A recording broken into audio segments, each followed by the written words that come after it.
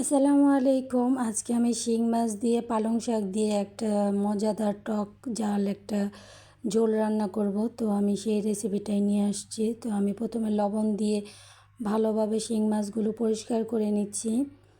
তো আপনারা দেখতে পাচ্ছেন। তো আজকাল আমার ভিডিওতে আমার ছেলেও আমার ভিডিওতে ভয়েস দেয়, তো আপনারাও তার পাশে থাকবেন। তো এই তো আমি পালং শাকগুলো ভালো করে কেটে ধুয়ে সুন্দর করে পরিষ্কার করে নিয়েছি এবং পানি ঝরিয়ে নিয়েছি। তো এই তো আমি একটা কড়াই বসিয়ে দিলাম, এর ভিতরে পেঁয়াজ ভেজে নিলাম, তারপর একটু পানি দিয়ে দিলাম।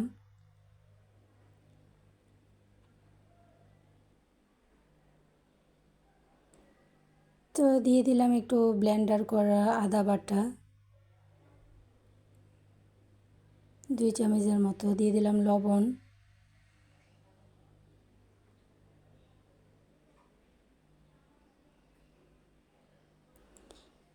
এরপর আমি দিয়ে দিলাম একটু জিরা গুঁড়া, তারপর আমি দিয়ে দিলাম 1/2 চামচের মতো হলুদ মরিচ। তো আমি এগুলো দিয়ে ভালোভাবে কষিয়ে নিচ্ছি।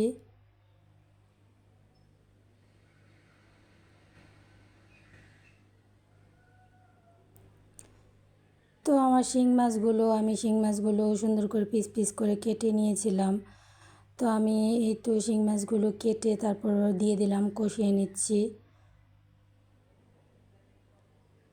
এরপরে দিয়ে দিলাম আলু কুচিটা দিয়ে শিং মাছটা একটু কষিয়ে নেব।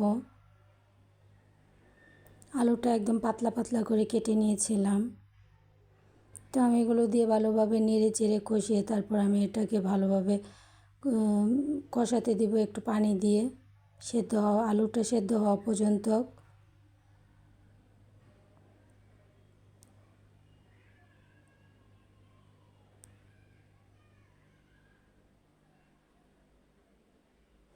এই পর্যায়ে আমি একটু ঢাকনা দিয়ে ঢেকে দিচ্ছি। তো এই তো আমার আলুটা সেদ্ধ হয়ে গেছে। তো আমি এখন একটু নেড়ে চেড়ে দিচ্ছি। আলুটা আমার সেদ্ধ হয়ে গেছে, এখন আমি শাকগুলো দিয়ে দিব। তো আমি পালং শাকটা দিয়ে দিয়েছি, ভালোভাবে পালং শাকটার সাথে আলু আর মশলাটা মিশিয়ে নিচ্ছি। তো দেখা যায় বাচ্চারা শাক সবজি খেতে চায় না, একেবারে বাচ্চারা না, একটু নর্মাল বড় একটু বাচ্চাদের কথা বলছি আমি। তো আমার ঘরে যেহেতু আমার 2 ছেলে আছে, তো তারা এই পালং শাকের রেসিপিটা সবজিটা খুবই পছন্দ করেছে। তো আমি এই জন্য আপনাদের মাঝে এই ভিডিওটা আবার শেয়ার করলাম। তো তারা খুব পছন্দ করেছে। এভাবে পালং শাকটা আপনারা রান্না করে খেতে পারেন, আর অবশ্যই জানাবেন এর আগে কে কে এভাবে রান্না করে খেয়েছেন।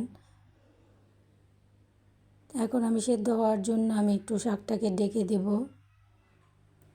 এই তো আমার পালং শাকটা প্রায় সেদ্ধ হয়ে এসেছে। আমি এই পর্যায়ে ঢাকনাটা খুলে আবার নেড়ে চেড়ে দেব।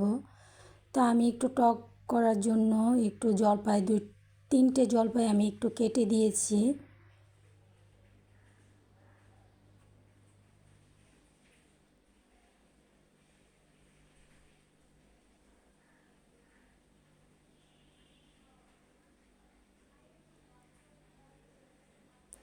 এই তো আমার পালং শাকটা তৈরি হয়ে গেছে।